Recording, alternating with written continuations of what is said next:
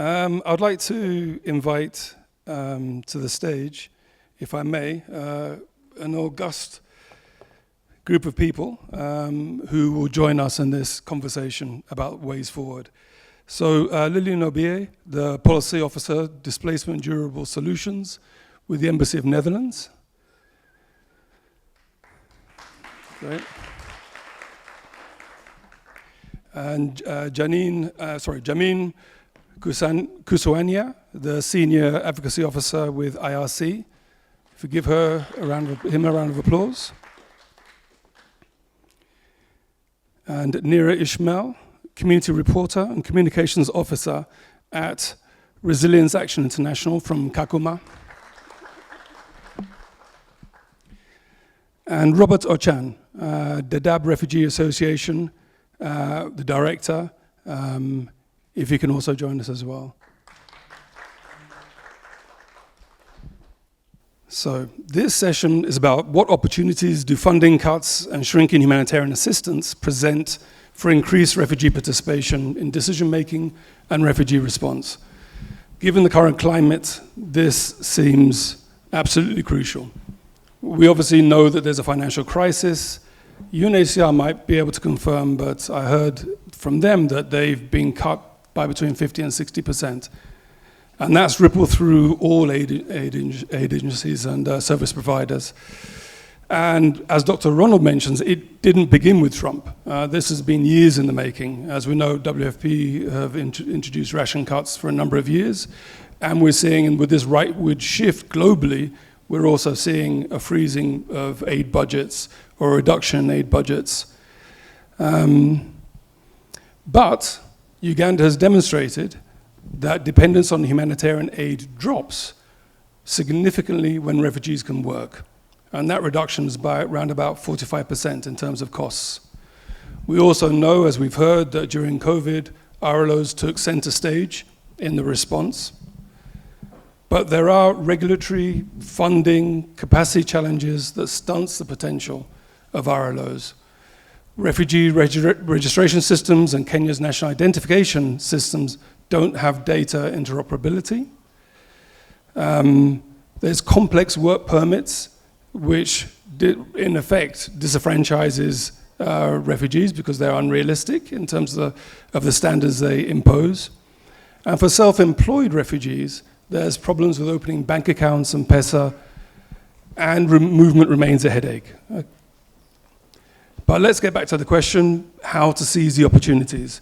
Over coffee, Delene Ramiro at Avasi told me that for RLOs need to move away from a reliance on donors and to adapt and innovate. Maybe to look at traditional philanthropy and self-reliance mechanisms, but that still needs the hurdles and bottlenecks to meaningful participation to be cleared away. So with that, let's turn to the panel, who are far more knowledgeable than I am, for their take. And I've got a series of questions for each one of them, and then we can also, with your help, have a collaborative discussion. So, sorry, Lilian, I'm going to ambush you. So, to leverage that potential, donors need to shift away from viewing refugees as a risky investment and to recognize them as partners in long-term development. With the funding crisis that we're experiencing, where do we start? Thank you so much for the question, and you've really thrown me under the bus as the first person to speak in this panel.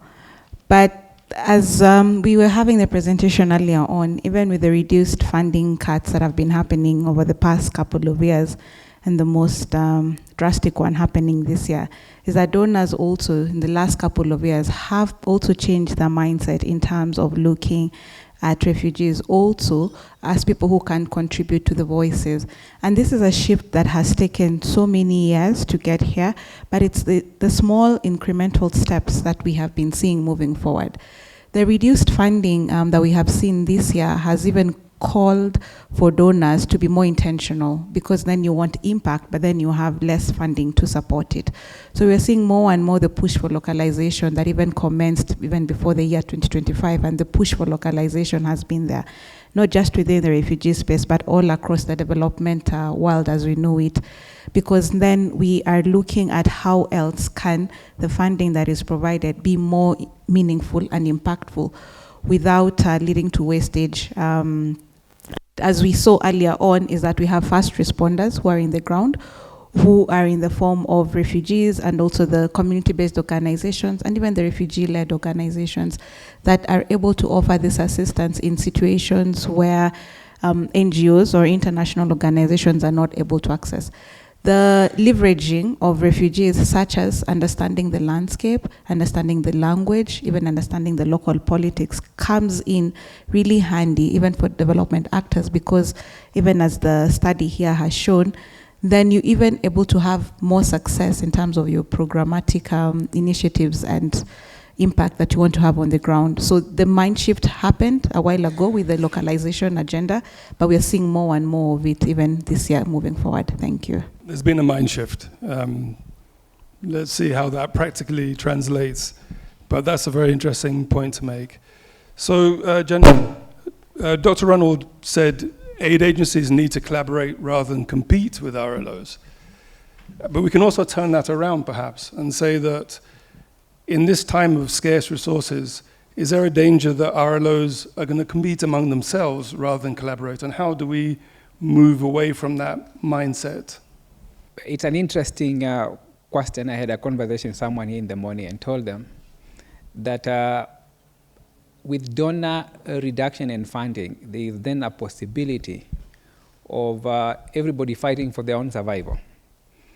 And in the process of whether NGOs, INGOs, or whether RLOs, that aspect of fighting for their own survival means that there is then a possibility of not having organizations that they have done previously holding them the hand of RLOs, which is quite unfortunate. But then I see with the reduction in funding, for us to be able to achieve the same impact and outcomes that we are all pursuing, it definitely then means we have then to collaborate more. We understand the various power. We also understand the various expertise of the various organizations, and therefore it is important for us to be able to collaborate, each particular organization taking advantage of their comparative advantage in trying to see how we achieve this. A few years ago, I think we have had the luxury to choose whether we want to collaborate or we don't want to collaborate. Right now, we do not have any particular option, because then the funds have declined. But equally, even in the context of the Kenyan movement to a SHIRIKA plan, it tells us that the journey from humanitarian to development calls for more collaboration. Not only collaboration between NGOs, INGOs, and RLOs, but also how then do we collaborate with government? How do we collaborate with structures that exist? As Lillian has said, there is a need for a deliberate mapping on what are those particular platforms, invited spaces and non-invited spaces, where we can be able to participate in the aspects of development. And we have most of these particular spaces, either at national level or even at county level, and we have the advantage of municipalities right now. And so it is critical for us to be able to understand what is the role of each of these particular levels of government, what are our issues that we would want to ventilate within them, and see how then do we package them. So it's a collaboration across the entire sector if we are then going to see the realization of the impacts that we are definitely pursuing. This one's for Neera.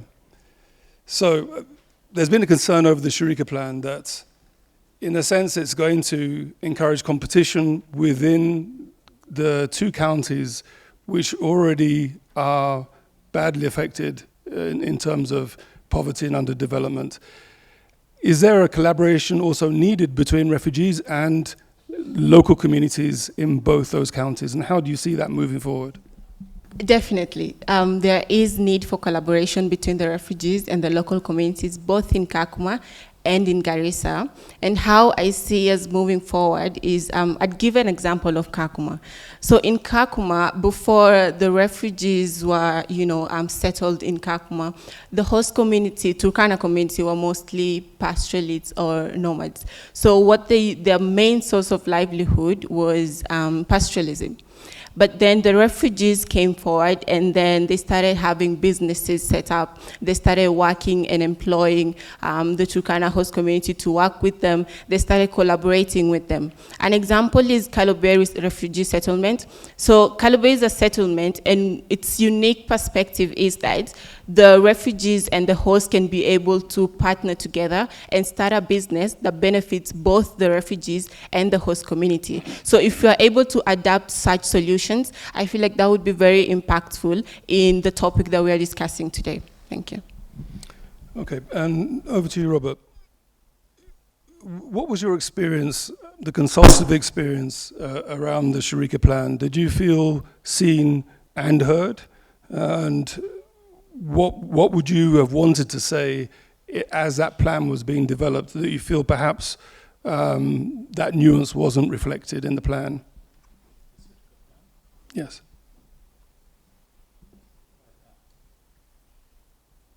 All right, thank you, moderator.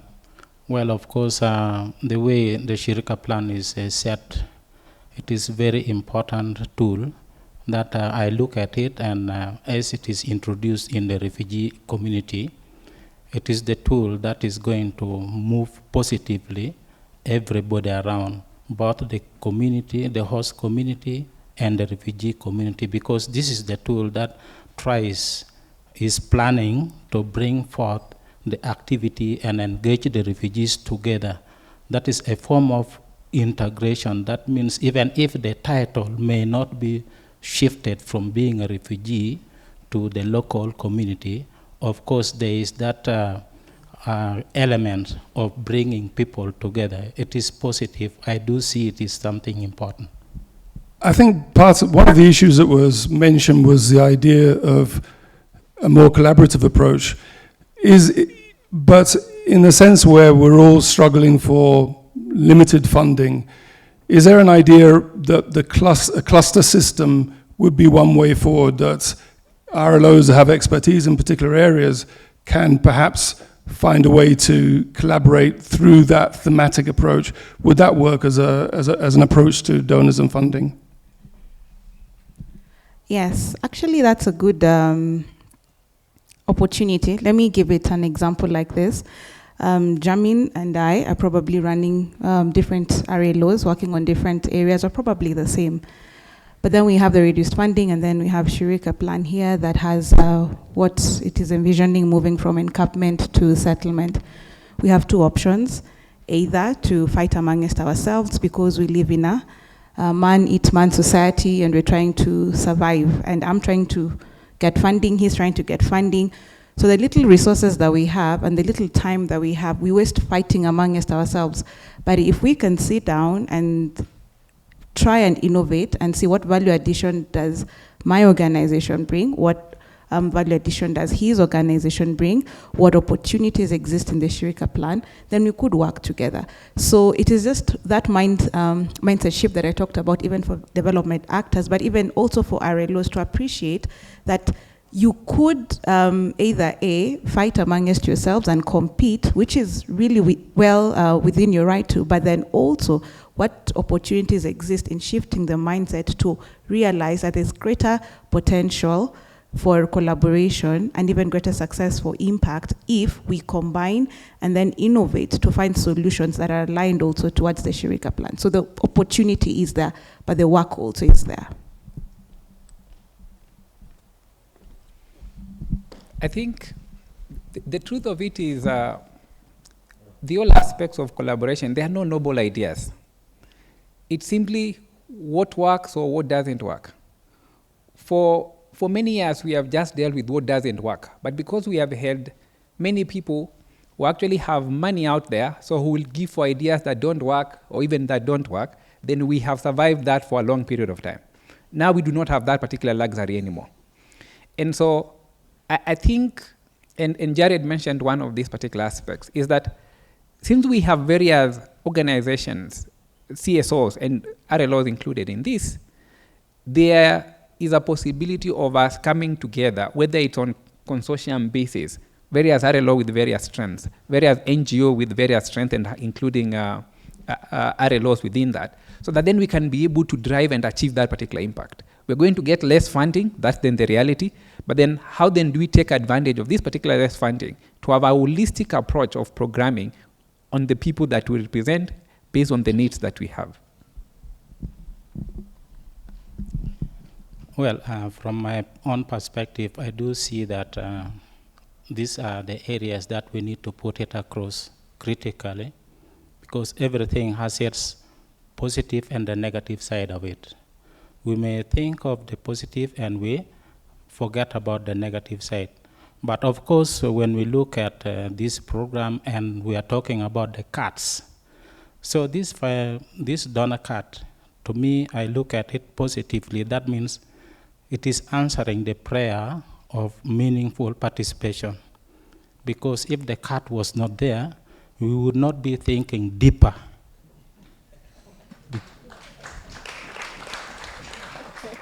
So now that we are running short of the fund, we are now going deep into the ground to understand what can we do next. That is removing away the dependency syndrome from our mind so that we become independent and we move forward from where we are now. What can we do next? You come with your own idea, innovatively, let us develop this, let us do this, so that we move forward. Now the SHIRIKA plan is already here. What can we do with the SHIRIKA plan? Should we put it only in theory, or we make it practical? So this is not the time for we will. It is the time we are doing. This is what we need to put it. Can the SHIRIKA plan kick off not in the paper, but on action, so that we forget about the dependency, we come to independence. This is what I think about. Thank you. If I could add something before you go. I like what she had said about the mindset shift. There's this saying, I think it's in English, forgive me if I get it wrong, but it's more of, if you want to go far, go alone, but if you want to go farther, go with a team or as a group. So you'd find in places like Kakuma or Dadaab, a lot of refugee-led organizations are almost doing the same thing. One organization is offering digital literacy skills, someone else is also offering digital literacy skills. So why not come together, these two organizations that are offering digital literacy skills, and find a way to combine both your efforts and make it something bigger and more impactful. So my urge is that all RLOs, instead of focusing on your own mindset, think of how you can work with the next person. Back in the day, you know, when there was funding for RLOs, the amount of funding was very, very small. I think the grants were, there was a ceiling. Is that, do we need to revisit that? Is there a way that we can look at funding that doesn't rely on the grants? Is there a way that we can think about how we can generate funding from within the community itself? Are there new ways of thinking around this?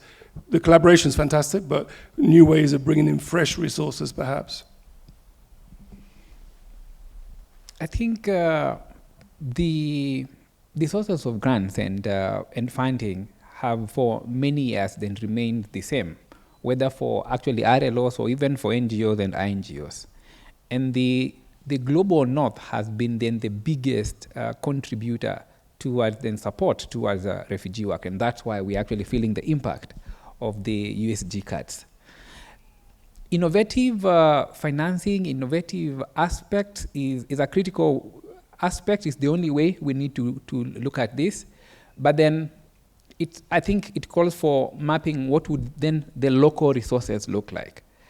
I know we have some of the RLOs, for instance, that are social enterprises. And so they're seeing how then can they be able then to do business and generate money that can be able to support themselves. And that will only be one way. But the second way would be, we have many impact investors that are looking then for ideas and asking, so how can we be able to support, especially on institutions and organizations that are willing to build up capital base and business from exactly what we do. And I suspect that would be one of the ways that we would look, even as we are working towards elements of collaboration.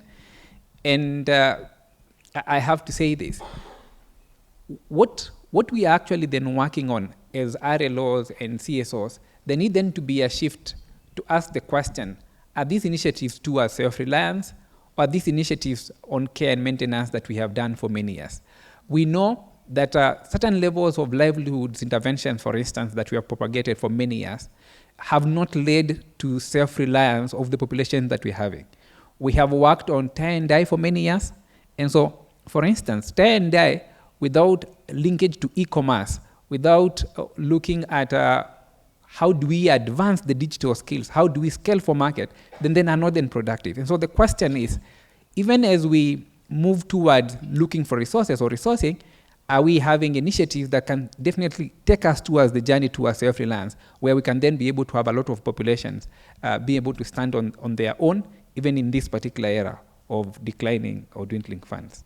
In fact, we have been given a very good hegemony to believe the abstract, which is non-existing. Because now, when we put an example of innovation, you can come up, we have everything around us. What you're having in front of you is the source of income. You're working on the income. So we should not think very far away from where you are. Now, coming to the RLOs, the only problem that they cannot move further is that hegemony. Refugees are dangerous. Refugees are terrorists. Refugees are they are the source of insecurity. So these are the hegemony which has been implanted into our mind. If we can remove it, then we will have a change. Refugees are human beings like anybody else, has the mind and have everything that can do. So what if we give the chance to refugee to participate, to cooperate, to intermingle with the host community, and you will see the outcome. Now you are limiting the perimeter where they move, and you are controlling their innovation, you are controlling their desire, what they know to what they should do, the discovery. Somebody who might have run from his or her own country with a lot of experiences, knowledge, and everything, now you confine it within a limited area. How will that person bring that knowledge out? Why don't you invest in that knowledge? Why don't you make those people move freely so that you see how best they can move? An example you see in the global north, they don't control the refugees. What is happening there? What they do, they are engaged in different activities. So they are flourishing. Now everybody is aspiring to go to the global north. You are running away from here and you are controlling the knowledge. Can you release the knowledge? Can you release those experiences? Can you bring them to existence? These are your development. It is upon you to change your mind, change the policy. Let your policy be flexible. This is we have the policy, you are the one who created the policy. Nobody else. And it is you to change that policy, amend it.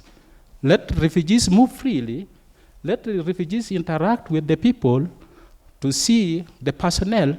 Somebody might have been very good at something. In economic aspect, is there. Maybe engineering is there. Maybe you have in education they are there, and you have locked them. Why don't you bring them out? Because these are from different areas of the world. They are coming to you. So let us try to think along that line. So if SHIRIKA plan wants to flourish, engage, talk to the government, let the government be flexible in the policy. So that policy which is restricting and giving the hegemony of refugees are bad will not help us completely. You heard what Alio said here. If that policy was so stiff, would it be moving in that way? Would it have improved? This is what we need to bring forward. We need to allow it exercise itself. Thank you.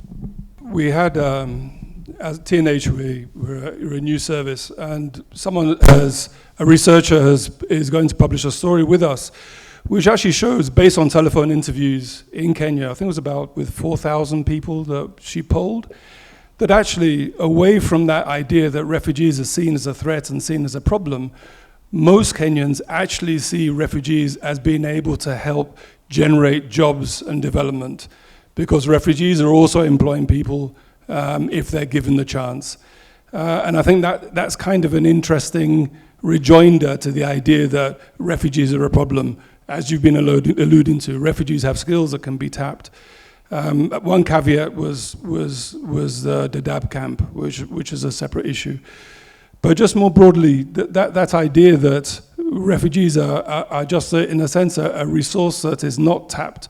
How do we start working through those institutional impediments, movement, registration, all those issues that still need to be addressed for SHIRIKA perhaps to work as intended? I think there are a number of issues which we have already started from now. As I said, we talk about the donor card, donor. That is what I say, I look at it positively, answering the prayer of refugee meaningful participation. That means making us thinking, what do we do with the refugees? So in this context, the policy is number one. Because what we have created as the policy to control that, if you want to manage these people, let them be in a confined environment. So I think the government needs to go to the drawing board and reconsider that policy of limited movement. That should also be discussed. And then what we need to do next is identification. These refugees should be given valid ID that can make them move freely without being interfered with their movement, because they are coming for the purpose of making the development within the country. Immediately, because before you give the ID to somebody, you have to vet. You understand, who is this person, can I trust? You have already entrusted the ID to that person. That means the person is harmless. That is one factor. And then the other thing that we need to do across is, can the government reconsider now looking at the refugees as human beings? Because the more you control somebody from movement, now I think those who keep animals, they know very well that if you control the animals within a limited area, they will be dangerous. They will either break through the kraal and go to invade other areas. And that is what is there. Now we hear about the environmental degradation because you have locked the refugees. What if you did not lock them within a small space? Would those environments be degraded? That is one thing. So we need to consider a lot of factors so that we bring the refugees on board and we move together with them to help us develop the country. Okay, I want to turn this over to the floor for any questions, but before that, is there any more comments from our panel? If I could. Just to answer your question, and I'd like to talk about two important documents that refugees in Kakuma, and I believe in Dadaab as well, have had a problem accessing. And one is work permit. So for a work permit, yes, there are the guidelines that are stated in the Refugee Act of how you're supposed to get the work permit and all that. But when it comes on ground, the process is actually long and tedious. So once we ease such process of documentation, of getting certain documents that refugees need for them to be able to access job opportunities elsewhere and be sustainable, then I'd call for ease of these applications so it could be able to help them. And then the second is the alien ID or the refugee ID. That identification card is only recognized in Kakuma. If you come with it in Nairobi, until recently, is when it was recognized as an identification for you, as a permit for you to be, in Nairobi. But before that, it was more of, yes, you have an ID, and then what? It's more of just a paper that's given for you to show you that, yes, you're living in Kakuma, but when it comes to authority recognition, it's not recognized. So one is easing the application of these documents, and secondly, we need to make sure that these, the IDs are recognized by the policymakers, by the law enforcers, so that it will be easier for refugees to access certain opportunities away from Kakuma and Dadaab. Thank you. Thank you. So maybe I would add on the participation. You know, many times when we begin defining meaningful participation, it seems like this particular buzzword that we keep on then throwing out here. I think for the next phase, as we transition and moving to our SHIRIKA plan, it is true, traditionally we have relied to have been invited into spaces. And so it's only when we are invited into spaces that we say then we participated. But I think though we would have government and other particular structures then doing this level of invitation, it may not then be enough. And so there's a need then for us, and when I say us, meaning RLOs and refugees, to ask the question on what are those spaces where we are not being invited, but we think we can have a valuable contributions towards. If they are not physical, then are we developing some of those particular memorandums with the proposals in terms of what exactly we want and presenting? So where we have uninvited spaces, then how are we then participating in those uninvited spaces? What are we putting in place? When I look at the transition phase for the SHIRIKA plan, for instance, which is about legal reforms and systems and that, there is a need at the various level, even at the very community level, to ask the question on what policy change are we looking for? But beyond that, as Mustafa was saying in the morning, what specifics? It's not just what policy, but what specifics do we want to see in this particular reform and present them.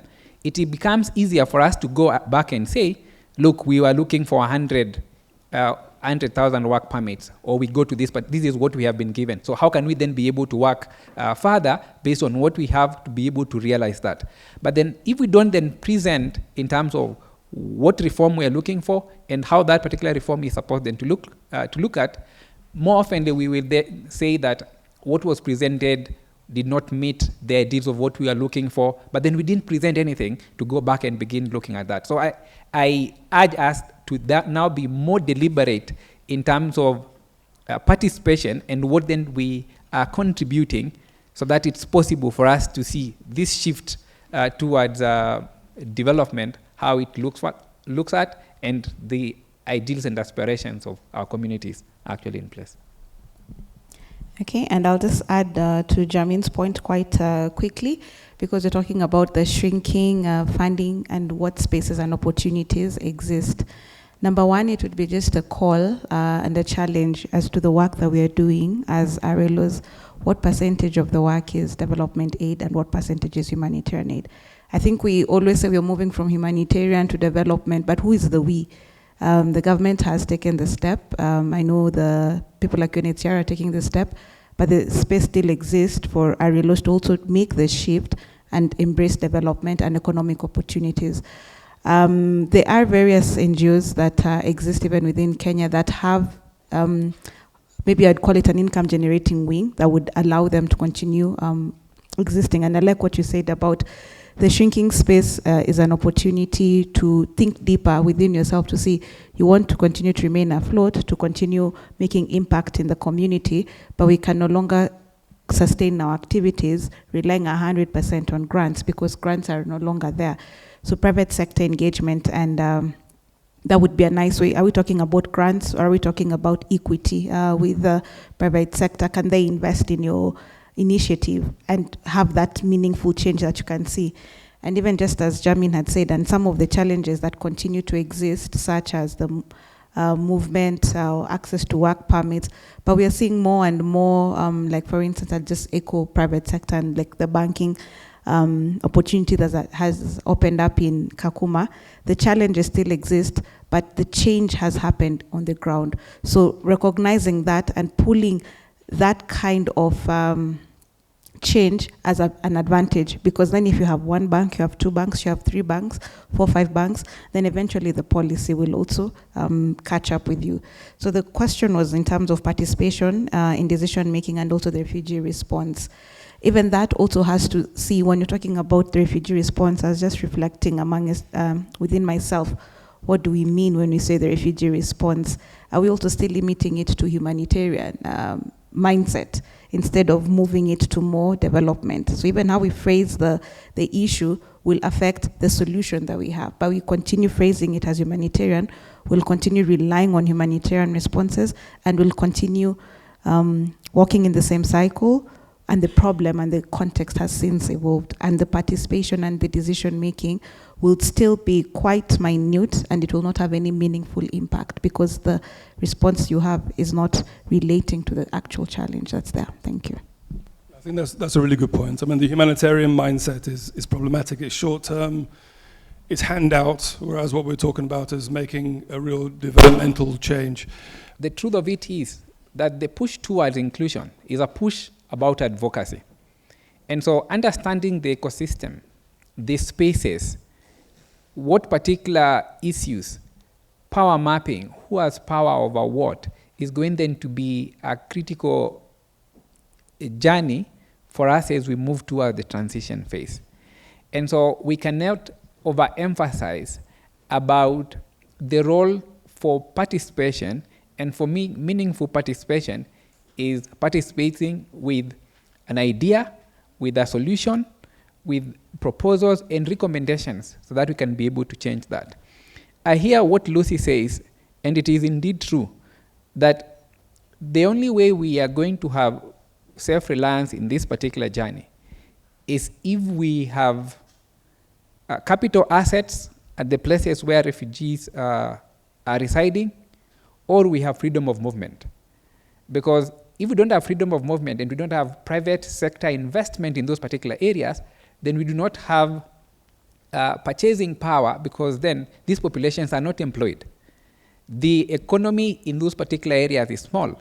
I dared say 2 months ago that if you are selling art and crafts in Dadaab, for instance, then you are most probably selling to people who have a less purchasing power than you who is selling. Actually, you are well off than the people that you're selling to, and they will not be able to afford. The small market of NGO staff and NGO staff, they will buy, not always, they are buying because we just want to promote you, but then that is not the market. And so we are asking, as the proposal was, is it e-commerce? Is it then freedom of movement? Are we having investors in those particular locations that can create employment? Because then that is the only perfect way of moving towards localization, towards self-reliance. Localization agenda and whether this could be lost, I think the train has left the station about localization agenda and the need for us working with the local partners and actors. I understand that this particular train is not moving at the pace that we are looking at, but right now, with dwindling funds, there is going to be more demand from donors for us to see then how are you partnering with local communities, both for local solutions, but also because they are in the far front and it is cheaper for them to be able to reach to communities and have more impact than the huge investments that we have on our own supply chain and procurement processes as international organizations. Yeah. I'll also briefly comment on localization, and you had asked a very specific question and a statement that will the RLO space shrink or even end with reduced work and capacity by NGOs? And my answer is no. I strongly believe and know that the success of RLOs is not hinged on the success of international organizations. The space and the value advantage that refugee-led organizations bring to the table is far much more different than what international organizations bring. So do not attach the success of an RLO to that. If anything, this is opportunity to now assess what gaps have since envisioned or commenced in the camps since the reduced funding that was announced. And it will continue to be felt even across, because you're seeing more and more donors reducing the funding. And then organizing yourself to fill in that space filling that space as an Arilo, not to sit, and the funding allocation will definitely reduce, but it is taking this active step to fill in that gap. I'm echoing what Jamin said. These are spaces that were not invited to, but now the opportunity. It's like when you walk into a room and it's empty. There were people, but they're not there. There are people there. So it's a scramble for the chairs. So by the time international organizations organize themselves with the reduced funding, you already have a seat there. You've invited yourself there. You have a space, and you're working in.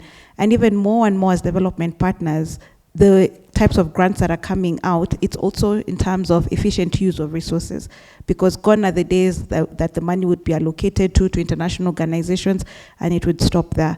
More and more we are having a call and an inclusion for consortiums and local NGOs and including refugee-led organizations. So that will continue to be a space, but it needs to be taken up. I think there's a question which is not yet answered by my brother there, which is worried about losing everything because of the funding cut. So I'm just encouraging him that Barack Obama was saying, yes, we can. So to you also I say, believe in yourself that yes, I can. So without the money of somebody, without the property of somebody, you can do what you have. With what you have at your own level, we can. So when we look at our dear brother, Ibrahim Traore, what he's now doing in his own country, he has decided to kick out everybody, say, I don't need, let me do it myself. Yes, I can. And now his country is moving better. So can you also believe in yourself that you can do it without the fund of somebody? Thank you.